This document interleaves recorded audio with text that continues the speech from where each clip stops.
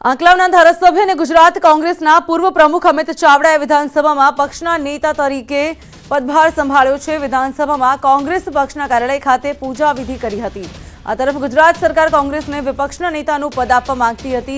નથી માંગતી, ત્યારે ચાવડા ગૃહમાં વિપક્ષના નેતા બનશે કે કેમ તેના પર પણ એક મોટો પ્રશ્નાર્થ ચિહ્ન છે।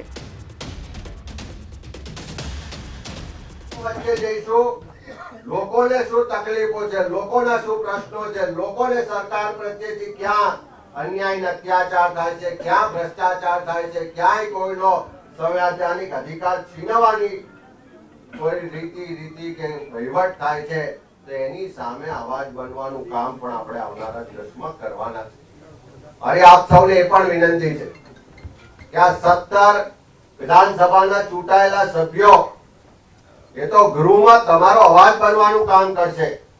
पण गुजरातनी जे 6.5 करोड़नी जनता छे एने अवाज बनवानु काम, एनी वातने एना प्रश्नोने अहींया विधानसभा कांग्रेस पक्ष सुधी पहोंचाडवानी जवाबदारी गुजरातना लाखों कांग्रेसना कार्यकरोनी रहेशे। आपणे पुल बनावो छे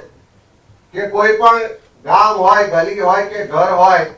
एनो जे प्रश्न होय, एनी जे लागणी होय, एनी जे रजूआत होय,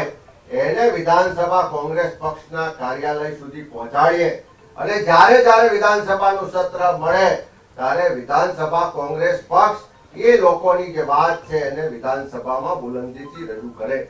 એટલા જ માટે આવતા ટૂંકા દિવસોમાં વિધાનસભા कांग्रेस पक्षનું ईमेल અને સાથે સાથે એક WhatsApp નંબર પણ જાહેર કરીશું,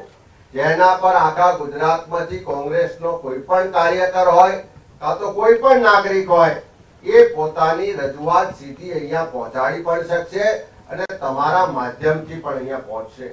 અને એટલા જ માટે આ જે સંવાદ જીવંત રહે,